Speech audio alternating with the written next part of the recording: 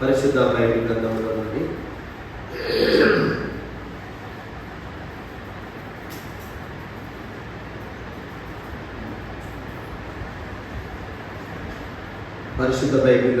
కొరింథీయులకు రాసిన మొదటి పత్రిక 15వ అధ్యాయము. కొరింథీయులకు రాసినటువంటి మొదటి పత్రిక 15వ అధ్యాయము 20వ వచనం నుండి 24వ వచనం వరకు ఉన్న దేవుని వాక్యాన్ని మనం ఉత్తర ప్రత్యుత్తరాలుగా చదువుకుందాం. ఇప్పుడైతే నిద్రించిన వారిలో ప్రథమ ఫలముగా క్రీస్తు మృతులలో నుండి లేపబడి ఉన్నాడు.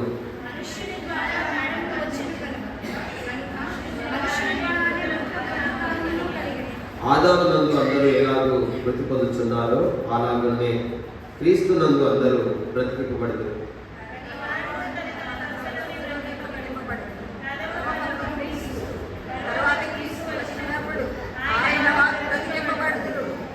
అందరం చదువుకుందాం. అటు తర్వాత ఆయన సమస్తమైన ఆధిపత్యమును సమస్తమైన అధికారమును బలమును కొట్టివేసి తన తండ్రి అయిన దేవునికి రాజ్యము అప్పగిస్తును. అప్పుడు అంతము వచ్చు. ప్రేమ కలిగిన దేవా, పరిశుద్ధుడైన తండ్రి, ఈ వాక్యాన్ని మాకు గురించి పట్టించారు. మీ దాసుని మీరు బలపరిచేవాడు క్రీస్తు పేట వేడుచున్నాం తండ్రి. దేవుని బిడ్డలారా, ఈ చదువుబెట్టేటువంటి లేఖన భాగం నుండి క్లుప్తంగా మనం వర్తమానం విందాం. ఇప్పుడైతే నిద్రించిన వారిలో ప్రథమ ఫలముగా క్రీస్తు మృతుల నుండి లేపబడింది. ఈ మానవ చరిత్రలో చనిపోయి తిరిగి లేచినటువంటి వారు, ఇంకా ఎప్పటికీ చనిపోకుండా ఉన్నటువంటి వారంటూ మరి ఎవరైనా ఉన్నారంటే ప్రభు అయిన యేసుక్రీస్తు తప్ప ఇంకెవరు లేరు. ప్రకటన గ్రంథంలో ఆయన చెప్తారు, నేను మొదటి వాడను, కనపటి వాడను, నేను మృతులనయ్యాను కానీ ఇదిగో యుగ యుగములకు సజీవుడనై ఉన్నాను అని. కనుక ఎంతోమంది ఈ లోకంలో మరి దేవతలను ఉన్నవారు, అవతార పురుషులు, జగద్గురు పుట్టారు, ఈ భూమి మీద జీవించారు, తర్వాత చచ్చిపోయారు. మరణం దగ్గరికి వచ్చేసరికి మరణం దగ్గర అందరూ తలదించుకున్నారు. మరణం అవతల వాళ్ళకి జీవితం లేదు ఇంకా. కానీ యేసు ప్రభువారు ఆయన మరణించి ఆ తర్వాత సజీవుడిగా తిరిగి లేచారు. ఆయన మరణపు ముళ్ళును విరిచాడు. బైబిల్లో ఇలా రాసి ఉంది. యెషయా గ్రంథంలో 25వ అధ్యాయంలో 8వ వచనంలో ఏముందంటే ఇలా రాసి ఉంటుంది. చూడండి ఒకసారి. యెషయా గ్రంథం 25వ అధ్యాయం 8వ వచనం. మరి ఎన్నడూ ఉండకుండా మరణాన్ని ఆయన ఏం చేస్తాడు? మింగివేసి. యేసు ప్రభువారు మరణాన్ని మింగేశాడు. మరణంతో ఆయన పోరాడాడు. ఆయన బాగా వినండి, లోకంతో పోరాడాడు, శరీరంతో పోరాడాడు, మరణంతో పోరాడాడు.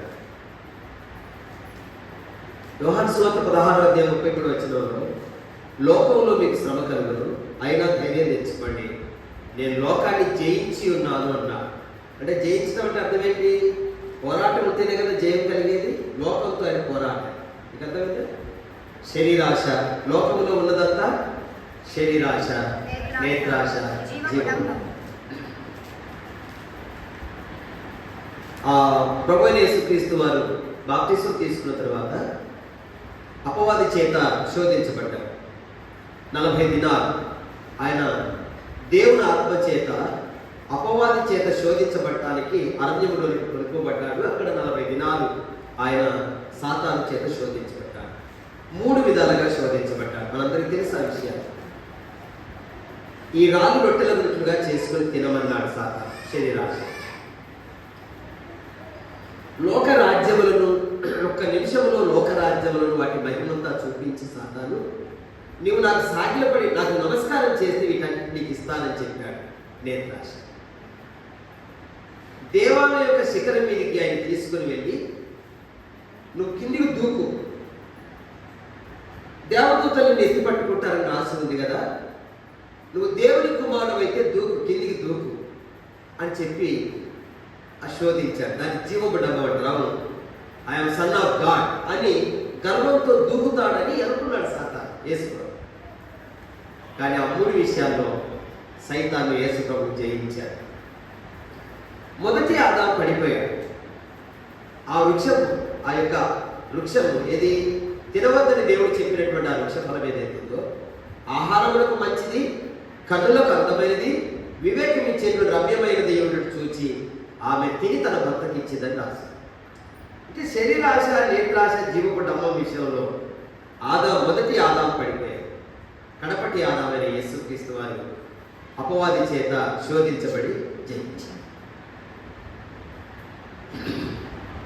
లోకాన్ని జయించారు, పాపాన్ని జయించారు. హెబ్రీ పత్రిక 4:15 రాశారు.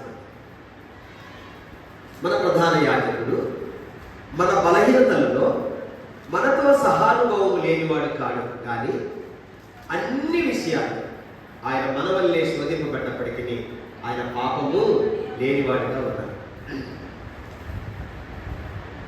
అంటే పాపాన్ని ఏం చేశాడు? ఆయన జయించాడు. మూడవది మరణాన్ని జయించాడు. మరణాన్ని ఏం చేశాడు? మరెన్నడూ ఉండకుండా ఆయన మరణాన్ని ఏం చేశాడు? మింగివేశాడు. పునరుద్ధానంతో తిరిగి లేచాడు. సమాధిని గుండె చీల్చాడు. మరణాన్ని ఓడించి పునరుద్ధానుడై తిరిగి లేచాడు. ఇప్పుడు మనం చదువుకున్నటువంటి వాక్య భాగంలో నిద్రించిన వారిలో ప్రథమ ఫలముగా క్రీస్తు మృతుల్లో నుండి లేపబడి ఉన్నారు. నిద్రించిన వారు అంటే అర్థం ఏంటంటే బైబిల్ పరిభాషలో చనిపోయిన వారు అని అర్థం. యేసు క్రీస్తు నుండి చనిపోయిన వారిని నిద్రించిన వారని చెప్తుంది బైబిల్. క్రీస్తుకు వెలుపల చనిపోయిన వారిని మరణించిన వారని చెప్తుంది బైబిల్. నిద్రించిన వారు బాగా వినండి. నిద్రపోయినటువంటి వ్యక్తి ఏదో ఒక టైంకి ఎట్లాగైతే లేస్తాడో అట్లాగా యేసు ప్రభువును నమ్ముకొని ఈ లోకం విడిచినటువంటి వారు తప్పకుండా అందరూ కూడా లేస్తారు. మన సహోదరులు లాగా నిద్రించుతున్నారు, మనం లేపుదాం పదమన్నాడు యేసు ప్రభు. ఈ చిన్నది నిద్రించుతున్నదే కానీ చావు లేదన్నాడు యేసు ప్రభు. యాయేలు కుమార్తె విషయం. తెస్సలోనికైకి రాసిన మొదటి పత్రికలో 4:13 సహోదరులారా, నిరీక్షణ లేని ఇతరుల వలె మీరు దుఃఖపడకుండా నిమిత్తము నిద్రించుచున్న వారిని గురించి మీకు తెలియకుండా నాకు ఇష్టం లేదు అన్నాడు యేసు. కూర్చోండి. చాలాసేపు నుంచి కూర్చున్నాను కదా మీరు. ఎన్ని గంటలకు వచ్చారు? 11 గంటలకు వచ్చారు. 11 సూర్య దావీదు మనవుని కూడా తీసుకొచ్చాడు. ఆయన గేదె పాలు తీస్తాడు, గట్టేస్తాడు. అసలు ఎంత ఆయన అన్ని పనులు వచ్చాయి. కావాలంటే గేదె ఉంటే ఆయనతో తీయించాడు, పాలు చక్కగా తీస్తాడు, పాలు తీస్తాడు, గట్టే మొత్తం తాతగారిలాగా మొత్తం ట్రైనింగ్ ఆయన పడినది. మొత్తం అదంతా చదువు అంతా అక్కడే. చాలా ఆసక్తి, నాకు చాలా ఆశ్చర్యం వేసింది. ఆ ఫోటోలు తీసి నాకు చూపించాను. నేను ఆ గేదె పాలు ఏమేమి తీస్తాను, నాకు ఆయన వల్ల ఏమైంది అనుకున్నాను. బలివరయ్య గారు చూడండి అని చెప్పి నా ఫోటో చక్కగా కూర్చొని తీసుకున్నాడు, పాలు తీశాడు. నాకు చాలా ఆశ్చర్యం వేసింది. మ్యాథ్ తీసుకొచ్చా, గడ్డి మొక్క తెచ్చి వాటికి అసలు నాకు అర్థం కాదు. ఈ వయసులో అది ఏబిసిడిలో బొమ్మలేదు, పోలేదు. ఎంత సేపటి కంటే ఎక్కడ ఏ వాతావరణం పెరిగితే అయ్యే అలవాటు అయితే కదా అని అనిపించింది నాకు. దేవుడికి అందరు సంతోషం ఉండాలని స్తోత్రం చెప్పండి. హల్లెలూయా. నిద్రించిన వారిలో ప్రథమ ఫలముగా క్రీస్తు మృతుల నుండి లేపబడి ఉన్నారు. నిద్రించిన వారిలో ఎంతో మంది లేపబడ్డటువంటి వారు ఉన్నారు. అయితే వాళ్ళలో యేసు ప్రభు మొదటి వాడు అని బైబిల్ చెప్తా ఉంది. ఓల్డ్ టెస్టిమెంట్లో, న్యూ టెస్టిమెంట్లో వెరసి ఎంతో మంది చనిపోయి తిరిగి లేచిన వాళ్ళు ఉన్నారు. బైబిల్లో ఏలియా సారెపతు విధవరాలను బ్రతికించాడు, విధవరాలు కుమారుని బ్రతికించాడు. మీరు చెప్పండి, ఎంతమంది చచ్చిపోయి లేచారు పాత నిబంధనలో? ఎలీషా శూన్యమీరాల కుమారుడిని బ్రతికించాడు. ఎలీషా చచ్చిపోయిన తర్వాత ఆయన శరీరంలో ఎముక తగిలి చచ్చిపోయినటువంటి సైనికుడు బతికాడు. కొత్త నిబంధనలో యేసు ప్రభు 3 బ్రతికించాడు. పౌలు 5 బ్రతికించాడు. పేతురు దొరకాడు బ్రతికించాడు. ఏమండి? బ్రతికాడు కదా. మరి ఇంతమంది తర్వాత యేసు ప్రభు శిలువ మీద చనిపోయిన రోజున చనిపోయినటువంటి వారు ఎంతో మంది మరి సమాధుల నుంచి లేచారని, వాళ్ళు యెరూషలేములో అనేక మంది కనబడ్డారని రాశారు. మరి ఇంతమంది చనిపోయి తిరిగి లేచిన వాళ్ళు ఉంటుండగా ప్రథమ ఫలముగా క్రీస్తు లేపబడ్డాడని చెప్తుంది బైబిల్. అంటే మొదటి వాడుగా ఆయన లేచాడు అంటుంది బైబిల్. దాని అర్థం ఏంటంటే వాళ్ళందరూ చనిపోయారు, లేచారు, మళ్ళీ చచ్చిపోయారు. యేసు ప్రభు వారు చనిపోయి తిరిగి లేచారు, ఇంకెప్పటికీ చనిపోకుండా ఉన్నారు. హల్లెలూయా. అందుకే ప్రథమ ఫలముగా లేచి ఉన్నాడని చెప్తుంది బైబిల్. అంటే కిందికి రండి. ఇంకా మనుషుల ద్వారా మరణం వచ్చెను గనుక మనుషుల ద్వారానే మృతుల పునరుత్థానమును కలిగాను. మనుషుల ద్వారా మరణం వచ్చింది. ఆదామును బట్టి లోకంలోనికి మరణం వచ్చింది. రోమీయులకు రాసిన పత్రికలో 5వ అధ్యాయం 2వ వచనం కూడా చూసినట్లయితే ఇట్లుండగా ఒక మనుషుల ద్వారా పాపమును, పాపము ద్వారా మరణమును ఈ లోకంలోనికి ఎలాగూ ప్రవేశించెనో అని రాశారు. ఒక మనుషుల ద్వారా లోకంలోనికి పాపం వచ్చింది, మనుషుల ద్వారానే మృతుల పునరుత్థానం కలిగింది. ఆదామును బట్టి, మొదటి ఆదామును బట్టి లోకంలోనికి పాపం అనేటువంటిది ప్రవేశించింది. కడపటి ఆదాముగా యేసు ప్రభు పిలువబడ్డాడు. ఆ కడపటి ఆదాము ద్వారా మృతుల పునరుత్థానం కలిగింది. ఇంకా కిందికి రండి. ఆదాము నందు అందరూ ఎలాగో బ్రతికి పొందుచున్నారో అలాగునే క్రీస్తు నందు అందరూ బ్రతికింపబడుదురు. మొదటి ఆదాము నందు అందరూ చనిపోయారు. మీరు ఆదికాండం 5వ అధ్యాయంలోకి రండి. ఆదికాండం 5వ అధ్యాయం. ఆదాము వంశావళి గ్రంథము ఇదే అని రాయబడింది. 5వ వచనం చూడండి. ఆదాము బ్రతికే దినములన్నీ 930 ఏళ్ళు. అప్పుడు అతడు చెప్పండి ఏం పొందాడు? మృతి పొందాడు. 8వ వచనం. షేతు బ్రతికిన దినములన్నీ 912 ఏళ్ళు. అప్పుడు అతడు మృతి పొందాడు. 11వ వచనం.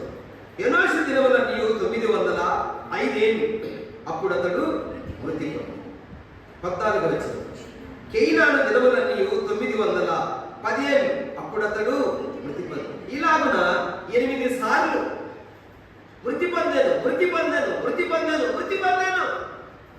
ఆదాము వంశావళంతా కూడా మృత్యువు హరాలకృత్యం చేశారు. ఆ వంశావళంతా మరణాలు మనకు కనబడతాయి.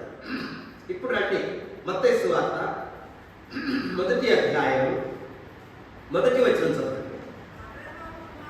అబ్రహాము కుమారుడకు దావీదు కుమారుడకు యేసుక్రీస్తు వంశావళి. అబ్రహాము కుమారుడకు దావీదు కుమారుడైన యేసుక్రీస్తు వంశావళి. అదెవరి వంశావళి? ఆదికాండం 5వ అధ్యాయము ఆదాము వంశావళి. దేవుని చేత సృజించబడి భూమి మీద ఉంచబడినటువంటి ఆదాము వంశావళి. ఆ వంశం నిండా మృతి కనబడుతుంది. మనం మృత్యువులు కనబడుతున్నారు. 8 మంది చనిపోయినట్లుగా కనబడుతున్నారు. ఇక్కడ అబ్రహాము ఇసాకును కనెను, ఇసాకు యాకోబును కనెను, యాకోబు యూదాను తన అన్నదమ్ములను కనెను. కనెనని చెప్పాడే తప్ప మరణం అనేటువంటి మాట మనం కాగడా వేసి ఎత్తిన కనబడదు. అంటే ఆదాము నందు అందరూ చనిపోయారు. ఆదాము పాపం చేశాడు, పాపమును బట్టి మరణం అనేది లోకంలోకి వచ్చింది. ఆదాము నందు అందరూ చనిపోయారు. మనం కూడా మనందరం ఆదాము పిల్లలు. ఆదాము అని పాపం అందరికి వచ్చింది. ఆదాము ఆధ్యాత్మికంగా చనిపోయారు. దేవుడు అన్నాడు, నువ్వు ఈ వృక్ష ఫలము తినమున నిశ్చయముగా చేస్తామన్నాడు దేవుడు. అయితే పిల్లగా బాగా వినండి. ఇప్పుడు ఆదాము చచ్చిపోయాడు అంటారా? ఎట్లుగా అక్షరాలా చచ్చిపోయాడు ఆదాము? చనిపోలేదు. అయితే ఆత్మలో చనిపోయాడు. దేవునికి వేరైపోయాడు. దేవునికి వేరైపోవడం మరణం. దేవుడు జీవమై ఉన్నాడు. జీవములో నుండి వేరైపోవడం, జీవం నుండి తొలగిపోవడం మరణం. అందుకే ఆదాము 930 సంవత్సరాలకు చచ్చిపోయాడు. దినమున చచ్చిపోతామన్నాడు. దేవుని దృష్టికి ఒక దినం ఈజ్ ఈక్వల్ టు 1000 సంవత్సరాలు. అంటే ఆదాము 1000 ఇయర్ అనేటువంటి పూర్తి చేసుకోలేదు. 930 సంవత్సరాలు. అంటే దేవుని దృష్టిలో ఒక దినం పూర్తి చేయలేకపోయాడు. ఆదాము నందు అందరూ మరణించారు. క్రీస్తు నందు అందరూ కూడా ఏమవుతున్నారు? బ్రతికారు. యోహాను సువార్త 5వ అధ్యాయం 24 వచనం చూడండి. యోహాను సువార్త 5:24. నా మాట విని నన్ను పంపిన వాని యందు విశ్వాసం ఉంచువాడు నిత్య జీవము కలవాడు. వాడు తీర్పులోనికి రాక మరణములో నుండి జీవములోనికి దాటి ఉన్నాడని మీతో నిశ్చయముగా చెప్పుచున్నాను. హల్లెలూయా. నా మాట విని నన్ను పంపిన వాని యందు విశ్వాసం ఉంచువాడు నిత్య జీవము కలవాడు. ఏ జీవం చెప్పండి? నిత్య జీవము. వాడు తీర్పులోనికి రాక మరణములో నుండి జీవములోనికి దాటి ఉన్నాడు. యోహాను సువార్త 10వ అధ్యాయం యేసుప్రభు చెప్తాడు, గొర్రెలకు జీవం కలుగుటకును అది సమృద్ధిగా కలగడానికి నేను వచ్చానని చెప్పి ఆయన అన్నాడు. కనుక ప్రియులారా, ఆదామునందు అందరూ చనిపోయారు, క్రీస్తు యేసునందు అందరూ చెప్పండి ఏమవుతున్నారు? బ్రతుకుతారు. మనం దేవుని వాక్యం చూస్తాం. తెస్సలోనికీయులకు రాసిన మొదటి పత్రికలో 4వ అధ్యాయంలో 13వ వచనంలో మనం చూసినట్లయితే, సహోదరులారా, నిరీక్షించున్న వారిని గురించి మీకు తెలియకుండా మాకు ఇష్టం లేదు. నిరీక్షణ లేని ఇతరుల వలె మీరు దుఃఖపడకుండా నిమిత్తము నిద్రించిన వారిని గురించి మీకు తెలియకుండా మాకు ఇష్టం లేదు. యేసు మృతి పొంది తిరిగి లేచినాడని మనము నమ్మినట్లయితే అదే ప్రకారం యేసునందు నిద్రించిన వారిని దేవుడు ఆయనతో కూడా వెంటబెట్టుకొనవచ్చును. మేము ప్రభువు మాటను బట్టి మీతో చెప్పినది ఏమనగా, ప్రభువు రాకడ వరకు సజీవులమై నిలిచి ఉన్న మనము నిద్రించిన వారి కంటే ముందుగా ఆయన సన్నిధికి చేరము. ఆర్భాటముతో, ప్రధాన దూత శబ్దముతో, దేవుని బోరతో పరలోకం నుండి ప్రభు దిగి వస్తారు.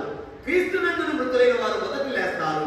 ఆ మీద సజీవులమై నిలిచి ఉండేటువంటి మనము వారితో కూడా ఏకముగా ప్రభువుని ఎదుర్కోవడానికి ఆకాశ మండలములకు మేఘాల మీద కొనిపోబడతాము. కాగా మనం సదాకాలం ప్రభుతో కూడా ఉందుము. కాబట్టి ఈ మాటల చేత మీరు ఒకరినొకడు ఆదరించుకోండి. కనుక యేసు ప్రభు చనిపోయి తిరిగి ఎలాగైతే లేచాడో అలాగే నమ్మిన బిడ్డలు కూడా చనిపోయి తిరిగి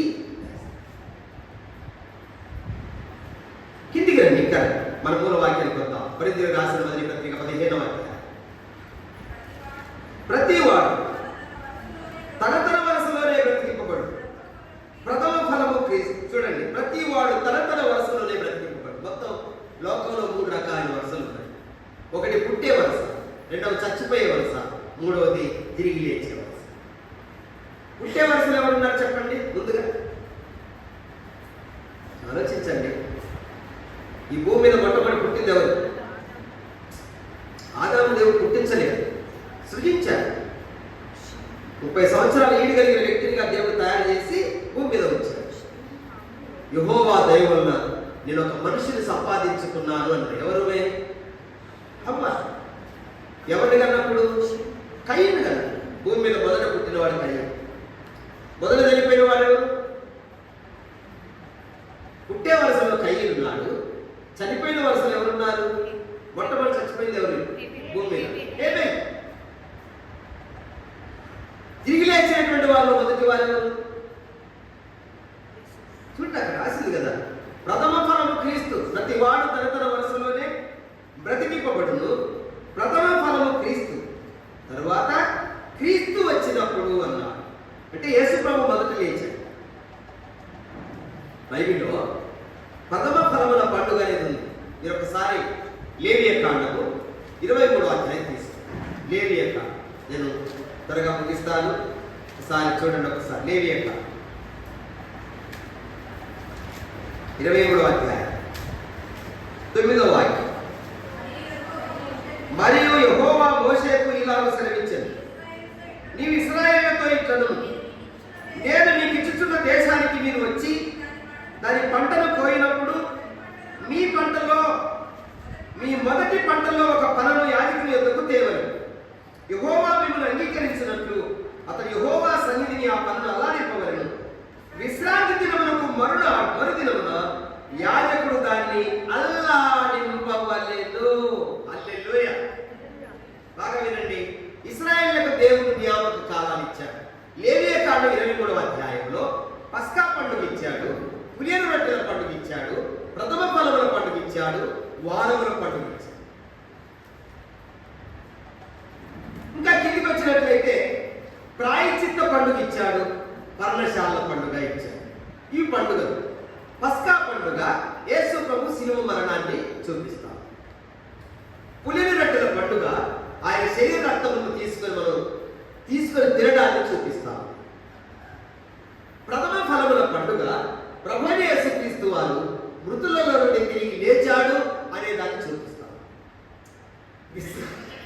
విశ్రాంతి దినములకు మరుదినమున ఆయన లేచాడు.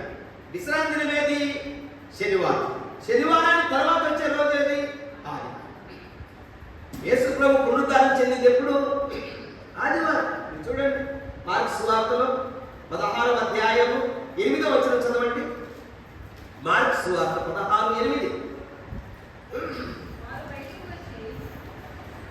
మార్కు సువార్త 16వ అధ్యాయము 8వ వచనం.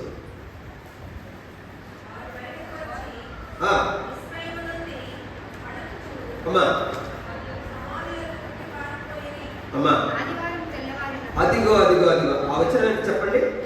9వ వచనం, క్షమించండి, 9 నుంచి 11 వరకు కలిసి చూడండి. 9 నుంచి 11. ఆదివారం తెల్లవారినప్పుడు యేసు లేచాడు. యేసు ప్రభు ఎప్పుడు లేచాడు? ఆదివారం. యేసు లేచెను ఆదివారమున, యేసు లేచెను వేకువజామున, యేసు లేచెను వేకువజామున, చీకటుండగానే వేకువజామున, చీకటుండగానే ఆకాశ దూతలు విగతోరగానే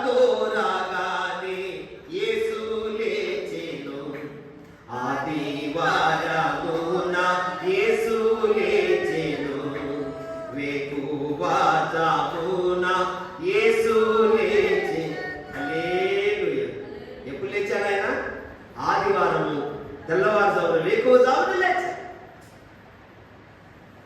మనం లేవలేదు. ఆయన తెల్లవారుజామున లేచాడు. మరియా వాళ్ళు వీళ్ళంతా భక్తులైన మరి వీళ్ళంతా కూడా ఆయన ఎదుర్కోవడానికి చూడడానికి వెళ్ళారు. చూశారు. మనం మాత్రం పడుకున్నాం చెప్పండి. తెల్లవారుజామున అసలు ఎవరు? అని నేను 5 చంద్రపట్ల నుంచి అప్పుడే వచ్చాను. కమల సువర్ణ రాజు ఇటు చూస్తే వాళ్ళ భార్యదేవి ఇక్కడ న్యూజిలాండ్ నుంచి వచ్చారు.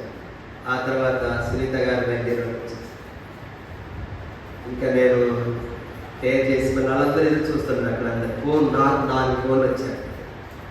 అయ్యారు వస్తున్నాను బయలుదేరేదా ఇక్కడ స్టార్ట్ 4కి స్టార్ట్ చేశారు. తెల్లవారు 4 అంటే తెల్లవారుజామున వాళ్ళు స్టార్ట్ చేసిన టైం మీరు ఎట్లుంటారంటారు? మంచి నిద్రలో ఉన్నారు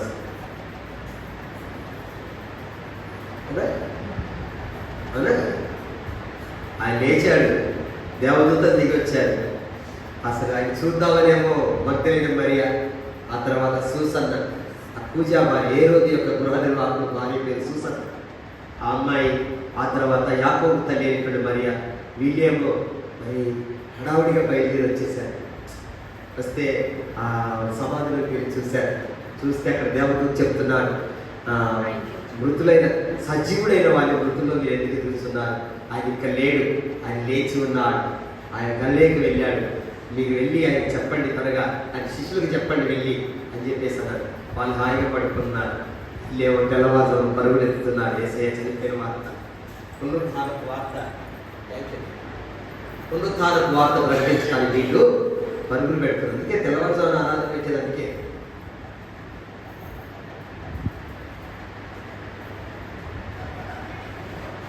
ఈస్టర్ రోజు తెల్లవారుజామున 4 గంటలకు ఎందుకు పెడతారంటే ప్రార్థన, యేసు ప్రభు వారు లేచిన టైం.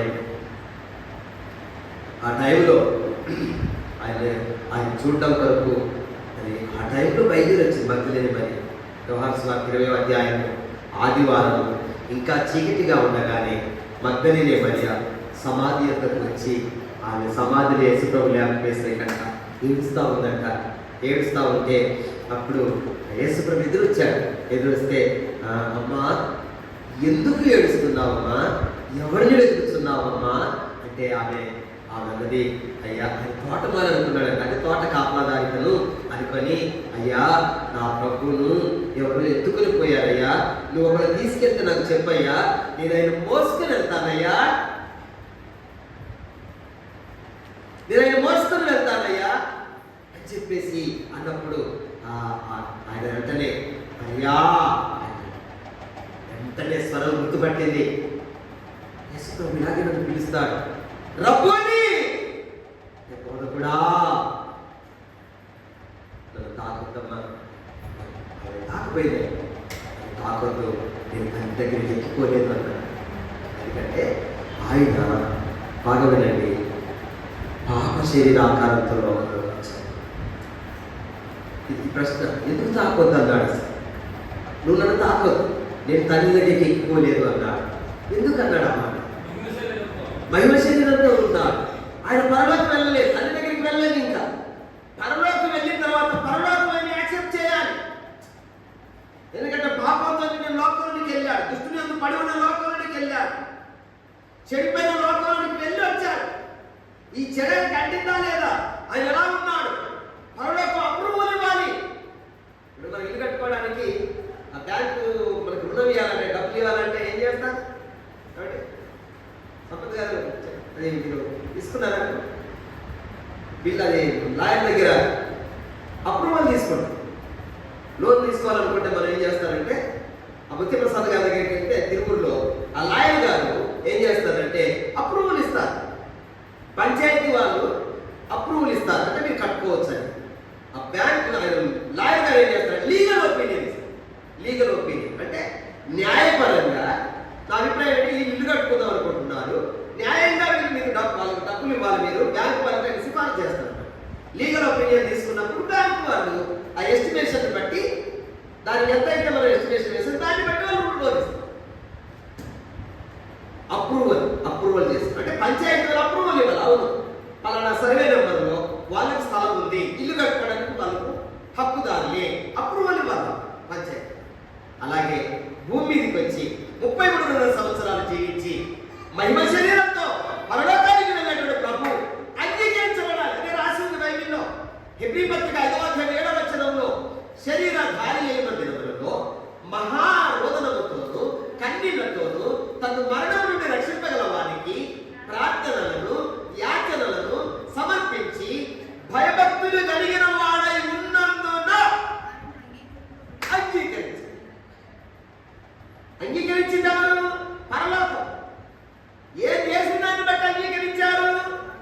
శరీరంతో వెళ్ళినప్పుడు ఆ శరీరంతో సుఖపడలేదు, ఆ శరీరాన్ని మాలిన్యం చేసుకోలేదు, లోక పాపం మాలిన్యం శరీరాన్ని అడ్డుకోకుండా జీవించాడు, మహారోదనతో కన్నీళ్లతో ప్రార్థన చేశాడు, తను మరణంలో రక్షింపగలిగిన వారికి ప్రార్థనలు చేశాడు, యాచనలు సమర్పించాడు, భయభక్తులు కలిగి జీవించాడు. యాక్సెప్టెడ్, అంగీకరించబడ్డాడు. అంటే యేసయ్య పరలోకం ఏం చేసింది అంటే, ఆ సర్టిఫికేట్ తీసుకోవడానికి ముందుగా నువ్వు నన్ను అంటుకోవద్దు. ఇక్కడ చూడండి, ప్రథమ ఫలముగా క్రీస్తు లేచాడు, ఆ తర్వాత ఆయన వారు బ్రతికించబడతారు. అటు తరువాత చూడండి, ఒక మాట చూసి మనం ముగించుకుందాం. కొరింథీయులకు రాసిన మొదటి పత్రిక 15వ అధ్యాయం. అటు తరువాత చదువు. అటు తరువాత ఆయన సమస్తమైన ఆధిపత్యమును, చూడండి, అటు తరువాత క్రీస్తు వచ్చినప్పుడు ఆయన వారు బ్రతికించబడతారు. యేసు ప్రభు రెండవ రాకడ వచ్చినప్పుడు ఎవరు బ్రతికించబడతారు? ఆయన వారే బ్రతికించబడతారు. మీరు ఒకసారి మత్తయి సువార్త 24వ అధ్యాయం అందరు తీసుకుని త్వరగా తీస్తే నేను 3 రెఫరెన్స్ మీకు ఇస్తాను. మత్తయి సువార్త 24వ అధ్యాయం 30వ వచనం. 31 చదవండి. మరియు ఆయన గొప్ప బూరతో తన దూతలను పంపును, వారు ఆకాశం యొక్క ఈ చివరి నుండి ఆ చివరి వరకు నలుదిక్కుల నుండి ఆయన ఏర్పరచుకున్న వారిని పోగు చేతురు. మార్క్స్ సువార్త 13వ అధ్యాయం. మార్క్స్ సువార్త 13వ అధ్యాయం తీసుకున్నారా? 27వ వాక్యం. అప్పుడు ఆయన తన దూతలను పంపి భూమి అంతా మొదలుకొని ఆకాశాంతము వరకు నలుదిక్కుల నుండి తాను ఏర్పరచుకున్న వారిని పోగు చేయను. లూకాసు వార్త 21వ అధ్యాయం.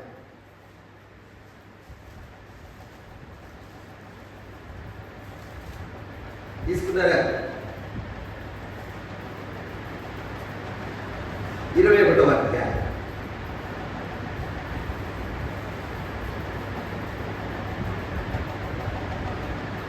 27వ వచనం. అప్పుడు మనుష్య కుమారుడు ప్రభావముతోను మహామహిమతో మేఘారుడై వచ్చుట చూతురు చూతురు చూతురు. పిల్లరా, ఇప్పుడు మనం చదువుకున్నటువంటి లేఖన భాగాల్లో దేవదూతలను దేవుడు పంపిస్తాడు. పంపించినప్పుడు వాళ్ళు ఏం చేస్తారంటే భూమి యొక్క నలుదిక్కులలో ఎవరిని పోగు చేస్తారు? అర్థం, ఆయన ఏర్పరచుకున్న వాళ్ళు పోగు చేస్తారు. ఎవరిని ఏర్పాటు చేసుకున్నాడు ఆయన? చూడండి, యోహాను సువార్త 15వ అధ్యాయం. యోహాను సువార్త 15వ అధ్యాయం తీసుకున్నారా? 16వ వచనం. మీరు నన్ను ఏర్పరచుకొనలేదు, మీరు నా పేరిట తండ్రిని ఏమడుగుదురో అది ఆయన మీకు అనుగ్రహించినట్లు మీరు వెళ్ళి ఫలించుటకును మీ ఫలము నిలిచి ఉంటకును నేను మిమ్మల్ని ఏర్పరచుకొని నియమించాను. హల్లెలూయా! దేవుడే మనల్ని ఏర్పాటు చేసుకొని నియమించాడు. ఎప్పుడు ఏర్పాటు చేసుకున్నాడు? జగత్తునకు పునాది వేయడానికి ముందే క్రీస్తు యేసునందు ప్రేమ చేత మనల్ని ఏర్పాటు చేసుకున్నాడు. ఎందుకు ఏర్పాటు చేసుకున్నాడు? పర్పస్ చూడండి, అక్కడ ఏం రాసిందండి? మీరు వెళ్ళి ఫలించడానికి, మీ ఫలం నిలిచి ఉండడానికి నేను మిమ్మల్ని ఏర్పరచుకొని నియమించాను. అంటే మనం ఎందుకు ఏర్పరచుకున్నాడు ఆయన? మనం లోకంలోనికి వెళ్ళి ఆయన కొరకు ఫలించడానికి, మీరు వెళ్ళి ఫలించడానికి, మీ ఫలం ఎదగడానికి నిలిచి ఉంటారు. ఏం ఫలించాలి మనం? ఆత్మఫలం. గలతీయులకు రాసిన పత్రిక 5వ అధ్యాయం 22వ వచనం ఏం చెప్తాము చెప్పండి? ప్రేమ, సంతోషము, సమాధానము, దీర్ఘశాంతం, దయాళుత్వము, మంచితనము, విశ్వాసము, సాత్వికము, ఆశా నిగ్రహం. ఇవి ఆత్మ ఫలములో 9 లక్షణాలు. వెలుగు ఫలమేమనగా ఎఫెసీ పత్రిక 5వ అధ్యాయం 8వ వచనంలో చూస్తాం. వెలుగు ఫలమేమనగా సమస్త విధమైన మంచితనము, నీతి, సత్యము అనే వాటిలో కనపడు. అవి కాకుండానే నీతి ఫలములు. ఏ ఫలములు? ఈ ఫలాలన్నీ మనం ఫలించాలి. ఫలించడమే కాదు, ఆ ఫలాలు నిలిచి ఉండాలి. ఇప్పుడు ఒకప్పుడు ఫలించి మళ్ళీ ఇప్పుడు లేకుండా పోవడం లేదు. చూడండి, మామిడికాయ సీజన్ ఎట్లా వస్తుందంటే ఈ సంవత్సరం బాగా కాస్తే ఇక ముందు కాయ. అంతేనా? అట్లే విశ్వాసం అట్లా కాదు. ఎప్పుడు కూడా ఫలిస్తూనే ఉండాలి. ఒకప్పుడు ప్రేమ కలిగి ఉంటాం, ఒకప్పుడు సంతోషం కలిగి ఉంటాం. ఇప్పుడు 2025లో ప్రేమ, అందరితో ప్రేమ కలిగి ఉంటాం. 2026 అందరి మీద ద్వేషం, అందరి మీద కోపం. ఏం లాభం అంటారు? అట్లా కాదు. మన ఫలం ఎప్పుడు నిలిచి ఉండాలి. మనం వెళ్ళి ఫలించాలి. మన ఫలము నిలిచి ఉండడానికి మనం ఏర్పాటు చేసుకుని నియమించాలి. ఇప్పుడు ఆయన 2వ రాకడలో వచ్చినప్పుడు తన దూతలు పంపించి ఎవరెవరిని ఏర్పాటు చేసుకున్నాడో వాళ్ళని పోగు చేస్తారు. ఆయన వారు పోగు చేయబడతారని రాసింది బైబిల్లో. ఆయన వారిని పోగు చేస్తారు. అదే చెప్పాడు. ఆయన వచ్చినప్పుడు ఆయన వారు బ్రతికింపబడతారు. చెప్పండి, ఎవరు బ్రతుకుతారు? ఆయన వచ్చిన రోజు యేసు ప్రభు 2వ రాకడలో వచ్చినప్పుడు క్రీస్తునందు మృతులైన వారు మొదట లేస్తారు. మొదటి కొరింథీ పత్రికలో 15వ అధ్యాయంలో మనం చూస్తాం. పూర్వబ్రోగులు మృతులు అక్షయులుగా లేపబడతారని రాసి ఉంది. ప్రభు యేసుక్రీస్తు వచ్చే రోజున ఆర్భాటముతో, ప్రధాన దూత శబ్దముతో, దేవుని పూరతో పరలోకం నుండి వస్తాడు ఆయన. ఈ విషయంలో చాలా కన్ఫ్యూషన్ ఉంది. చాలా మంది అనుకుంటున్నారంటే లూకా సువార్తలో యేసు ప్రభు చెప్పిన మాటలను ఆధారం చేసుకొని ఇదిగో నేను దొంగలాగా వస్తానని చెప్పాడు యేసు ప్రభు వారు. కాబట్టి యేసు ప్రభు రాకడ రహస్య రాకడ వస్తుందని చాలా మంది బోధ చేస్తున్నారు. నాకు అర్థం కాదు. పెళ్లి కుమారుడు ఉన్నాడు. యేసు ప్రభు పెళ్లి కొడుకు వచ్చేది. ఇప్పుడు పెళ్ళోళ్ళు వచ్చారు అనుకోండి, పెళ్లి కుమారుడు వస్తున్నాడు, పెళ్లి జరుగుతుంది ఇక్కడ ఇంటి దగ్గర. ఆ పెళ్లింటోళ్ళు ఎక్కడ? వాళ్ళు విజయవాడ విసనపేట దాకా వచ్చారు. విసనపేట అక్కడ రాణి ఫంక్షన్ హాల్ దగ్గర ఆగిపోయారు. ఆగి మేము వచ్చిన సంగతి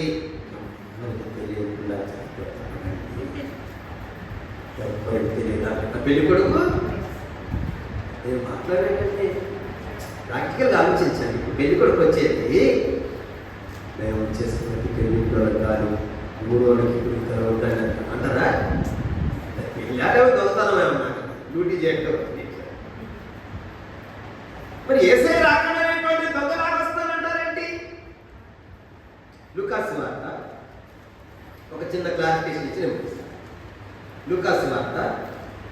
21వ అధ్యాయం.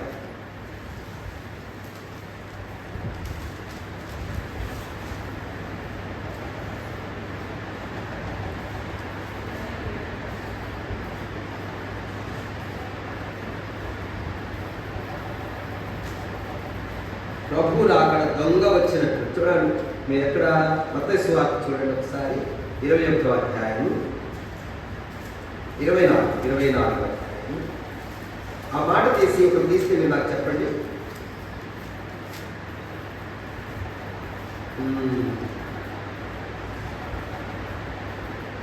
మీరు అనుకున్నని గడియలు అని ఉంటుందండి. 24 అధ్యాయం 43 వచ్చిన ఏ జామున దొంగ వచ్చునో ఇంటి యజమానుడికి తెలిసి ఉండి నేడలా అతడు మెలకువగా ఉండి తన ఇంటికి కన్నం వేయలేడని మీరు ఎరుగుదు. మీరు అనుకనని గడియలో మనుష్య కుమారుడు వచ్చును గనక మీరు సిద్ధంగా ఉండండి అన్నాడు. అంటే అర్థం ఏంటి? యేసు ప్రభు దొంగలాగా వస్తారని అంటున్నారు. ఇప్పుడు బాగా చేస్తున్నారు చాలా. ఇప్పుడు చిన్న ఉదాహరణ దీనికి క్లారిఫికేషన్ తీసుకొని మనం ముగించాం. యేసు ప్రభు దొంగలాగా వస్తాడా, దొంగలాగా వస్తాడా?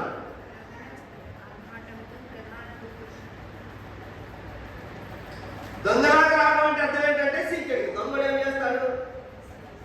బాజా భజంత్రులు మోగించుకుంటా, ఏమంటే ఫోన్ ముందే చేసి మేము పలానా మరి బయలుదేరి వస్తున్నాం, మీరు దయచేసి ఆ బీరువా తాళాలకు వచ్చి ఎక్కడ పెడతారో చెప్పేళ్ళండి, మీరు ఉంచండి, మమ్మల్ని బాగా ఇబ్బంది పెట్టద్దు, మీరు రాగానే మీరు పలానా టైంకి దిగుతాం, ఇబ్బంది లేకుండా మాకు రాగానే బీరువా తాళాలు రెడీ చేసి పెట్టండి ఫోన్ చేస్తారా? అట్లాగే అది చేస్తే మనం అనుకుంటాం. ఏమంటే మనం ఎవరు చేస్తాం? అట్లాగేంటి మీరు ఏం చేయరు అనుకోండు. అంటే దొంగలు మనకు ఫోన్ చేస్తారండి. దొంగోడు రహస్యంగా వస్తాడు, వాడు ఎవరికి తెలియకుండా వస్తాడు. మరి ఆర్భాటముతో ప్రధాన దూత శబ్దంతో అంటే అర్థం ఏంటి? ఆర్భాటం అంటే హడావుడి, అందరూ రావడం, అందరికి తెలిసి రావడం, బాగా భజంతులతో రావడం. ఒక చిన్న క్లారిఫికేషన్ ఇచ్చి ముగిస్తాను. దశలోనికి రాసినటువంటి మొదటి పత్రిక 5వ సహోదరులారా, ఆ కాలంలో గురించి ఆ సమయంలో గురించి నీకు తెలియకుండా మాకు ఇష్టం లేదు. అదిగో రాత్రి వేళ దొంగ ఎలాగ వచ్చునో అలాగే ప్రభు దినం వచ్చునో నీకు బాగా తెలియను. లోకులు నెమ్మదిగా ఉన్నది, భయమేమీ లేదని చెప్పుకొనిచుండగా గర్భిణీ స్త్రీలకు ప్రసవ వేదన వచ్చినప్పుడు వారికి ఆకస్మికముగా నాశనం తటస్థించును కనుక వారెంత మాత్రము తప్పించుకోలేరు. 4వ వచనం. ఈ వచనం కోసం నిర్ణయిస్తున్న సహోదరులారా, ఆ దినము దొంగ వలె మీ మీదికి వచ్చుటకు మీరు చీకటిలో ఉన్నవారు కాదు. హల్లెలూయా. సహోదరులారా, ఆ దినము దొంగ వలె మీ మీదికి వచ్చుటకు మీరు చీకటిలో ఉన్నవాళ్ళు కాదు. అంటే అర్థం ఏంటి? చీకటిలో ఉన్న వాళ్ళ మీదకి దొంగలాగా వస్తాడు, వెలుగులో ఉన్న వాళ్ళ మీదకి ఏమో అందరికి తెలిసేటట్టుగా వస్తాడు. ఇది అంతేగాని రహస్య రాకడ వచ్చి వెళ్ళిపోతాడు, సంఘాన్ని తీసుకెళ్ళిపోతాడు, మళ్ళీ ఒకసారి 3 రాకలు అవుతాయి. మీకు అర్థమవుతుందండి. ఇప్పుడు ఒక రాకడ వచ్చేసింది, సిలువలో చనిపోయారు, పునరుద్ధానం చెప్పి వెళ్ళిపోయారు. ఇప్పుడు మళ్ళా మధ్యాకాశంలోకి ఒకసారి రహస్యంగా వస్తాడంట సంఘాన్ని తీసుకెళ్ళడానికి. అది 2వది. మళ్ళా అందరూ చూస్తుండగా ఇదిగో ఆయన మేఘారుడై వచ్చుచున్నాడు, ప్రతి నేత్రము ఆయన చూచును, ఆయన పొడిచిన వారిని చూస్తున్నారు, జనులందరూ రొమ్ము కట్టుకుంటారు అని రాసింది ప్రకటన గ్రంథంలో. మరి అప్పుడేమైందిగా? ఇప్పుడు ఎన్నిసార్లు వస్తాడు యేసు ప్రభు? అట్లానే ఇంకా 2 సార్లు వస్తాడా, ఇంకొకసారి వస్తాడంటారా? ఏం నేర్చుకోలేము. ఒక్కసారే వస్తారు.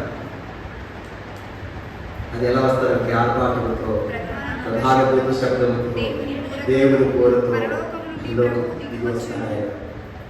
వచ్చినప్పుడు ఘోరం రోగుతుంది, మృతులు అక్షయులుగా మొదటి పునరుద్ధానం జరుగుతుంది, జీవ పునరుద్ధానం జరుగుతుంది, నీతిమంతుల పునరుద్ధానం జరుగుతుంది. ఆ మీదట ఏమైందంటే చనిపోయిన వారిని తిరిగి లేస్తారు, చచ్చిపోకుండా భూమి మీద బతుకున్న వారు ఏమవుతారంటే ఒక్క నిమిషంలో రెప్పపాటున మార్పు చెందుతారు. మార్పు చెంది మహిమ దేహాలు వచ్చేస్తాయి. బైబిల్ రాసిందండి. ఆ దినమునంట పొలంలో ఇద్దరు ఉంటారంట, ఒకరు కొనిపోబడతారంట, ఒకరు విడవబడతారు. తిరగలి ఇద్దరు విసురుతారంట, ఒకరు కొనిపోబడతారు, ఒకరు విడవబడతారు. మంచం మీద ఇద్దరు ఉంటారు, ఒకరు కొనిపోబడతారు, ఒకరు విడవబడతారు. అంటే సిద్ధపడి ఉన్న వాళ్ళు వెళ్ళిపోతారు, సిద్ధపడి విడవబడతారు. ఎవరిగారా క్షణంలో మార్పు చెంది ఎవరైతే రక్షించబడి ఆకలికి సిద్ధపడి ఎవరైతే రక్షణ, అందుకే మార్పు కొద్ది బాప్తీసం తీసుకోవాలి. అందుకే మేము అంతేగా మీరు బాప్తీసం తీసుకుని మాకు ఎవరు డబ్బులు లేడు, మాకేం రాదు, మాకేం అనగదు. బాప్తీసం తీసుకొని మీ అవసరమే. ప్రతి వాళ్ళు బైబిల్ చెప్తుందంటే నమ్మి బాప్తీసం తీసుకునేవాడు రక్షించబడతాడు. నమ్మని వాడికి ఏమొచ్చింది? ఎవరికి వచ్చింది? పాస్టర్ గారికి వచ్చిందా శిక్ష? ఎవరైతే నమ్మరో, ఎవరైతే మార్గదర్శ పొందరో, ఎవరైతే బాప్తీసం తీసుకోరో, ఎవరైతే రక్షణ పొందరో, దేవుడు ఎన్నోసార్లు అవకాశం ఇస్తున్నా కూడా ఎవరైతే లోబడరో వాళ్ళకి శిక్ష బైబిల్ చెప్తుంది. శిక్ష రావాలంటే తీసుకోండి, చేసేదేమీ లేదు. దేవుడిని ప్రేమించి చచ్చిపోయే వాళ్ళని బతికించి దేవుడు ఎన్నోసార్లు మీకు అవకాశం ఇస్తుంటే బైబిల్ ఏం చెప్తుంది? ఇదే మిక్కిలి అనుకూలమైన సమయం, ఇదే రక్షణ దినం. ఇంత గొప్ప రక్షణ నిర్లక్ష్యం చేస్తే ఎట్ట పంపించుకుంటావు అని అడిగింది బైబిల్. నేను అడిగిన బైబిల్ రాసిన మాట. ఇంత గొప్ప రక్షణను నువ్వు నిర్లక్ష్యం చేస్తే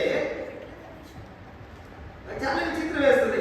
మా ఆయన ఒప్పుకోండి, మా ఆయన నాకు అర్థం కాదు. తాగొద్దనంటే ఆయన ఒప్పుకుంటా, ఒక చెడ్డ పని చేయొద్దంటే ఆయన ఒప్పుకోడు, ఒక మంచి పని చేయడానికి మనం ఎందుకు రాజీ పడాలి? నాకు అర్థం కాదు.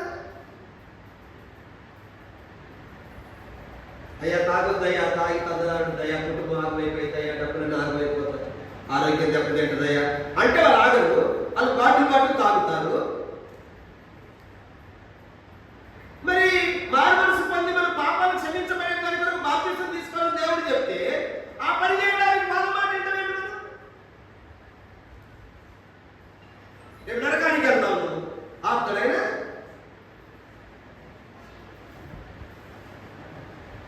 లేదండి మా ఆయన వద్దన్నాడు కాబట్టి నేను బాప్తీసం తీసుకోలేదని చెప్తాను దేవుడికి.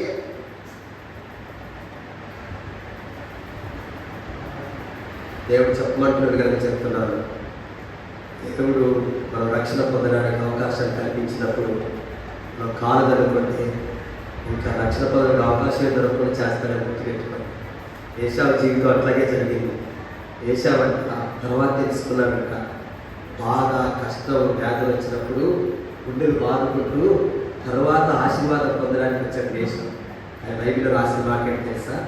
ఆ తర్వాత ఏశావు ఆశీర్వాదం పొందగోరి ఆయన కన్నీరు విడుచుతూ శ్రద్ధతో దాన్ని వెలికినను మారు మనసు పొందడానికి అతనికి అవకాశం దొరక్క విసర్జించబడను.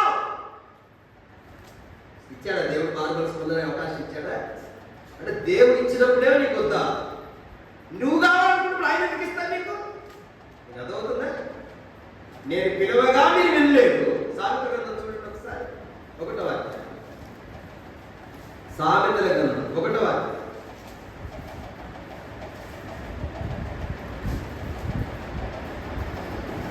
24 వచ్చి, నేను పిలవగా మీరు వినకపోతే. ఏమండి? దేవుడు పిలుస్తుంటే ఇట్లేదు మనం. నేను నా చేయి చాపగా మీరు లక్ష్య పెట్టకపోతే, నేను చెప్పిన బోధ ఏమి మీరు వినకుండా త్రోసివేశారు. దేవుడు పిలిస్తే వింటలేదు, చేతులు దాటితే లక్ష్య పెట్టట్లేదు, ఆయన బోధ చేస్తుంటే ఆ బోధ ఏమి చెవికెక్కట్లేదు. నీ దేవుడి బోధ తృణీకరిస్తున్నావు.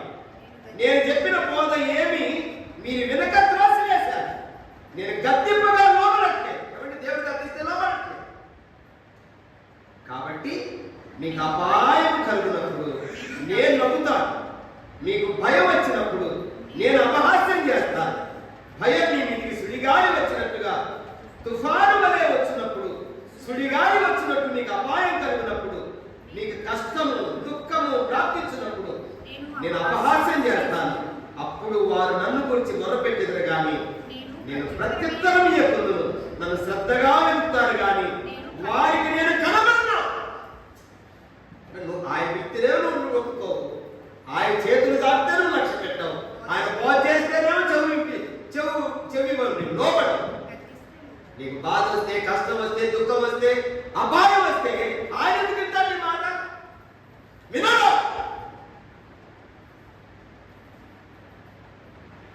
అంత లెక్కలేదు ఆ దేవుడు అంటే. దేవుడు మాట అంటే అంత లెక్కలేదు. ప్రభు రాత్రి దగ్గరికి వస్తా ఉంది.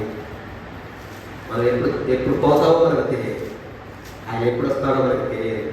కనుక మనం పోవడం జరిగినా లేక ఆయన రావడం జరిగినా, ఈ రెండిట్లో ఏది జరిగినా కూడా మనం ఆయనతో ఉండేటట్లుగా దారి కావాలి. లేక మనం వెళ్ళేటప్పటికెల్లా సిద్ధపడకపోతే, రక్షణ లేకుండా మనం చచ్చిపోయాం. ఇప్పుడు టికెట్ లేకుండా బస్ ఎక్కాం, ట్రైన్ ఎక్కాం, ఏమవుతాం? టీసీ వస్తాడు, దొరుకుతాం, తిప్పేస్తాం.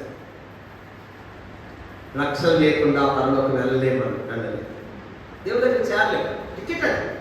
నమ్మి బాప్తిసం పొందడం రక్షణ, నరకానికి వెళ్ళడం తప్పించుకునేటువంటి లైసెన్స్. నువ్వు దేవుడిచ్చే అవకాశాలు జారి. ముగ్గురు బిడ్డలు బాప్తిసం తీసుకున్నారు తెల్లవారు. దేవుడు సన్నిధిలో బాగా 3 రోజుల నుంచి ఉపవాసం ప్రార్థన చేసి బాగా ఏడ్చాను. ఏడ్చి కోరిని ఏడ్చారు. పాపాలన్నీ ఒప్పుకున్నారు.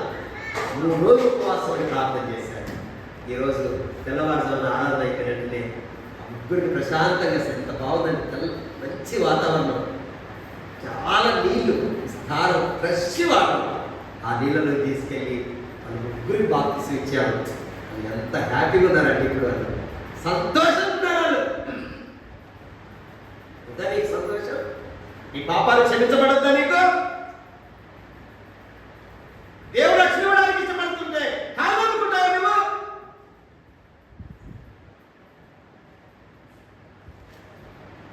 ఎందాక యేసుని నీవు ఎరుగనందువు, ఎందాక హృదయము బయట నిలువమందువు, ఎందాక యేసుని నీవు ఎరుగనందువు, ఎందాక హృదయము బయట నిలువమందువు.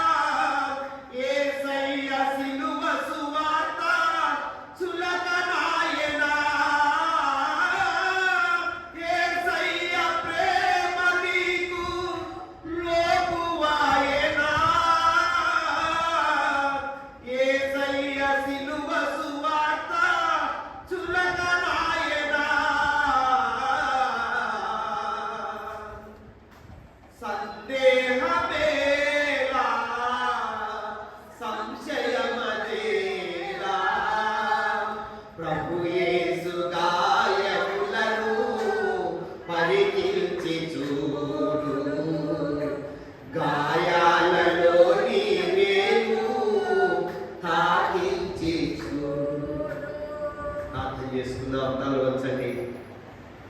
విన్నవారు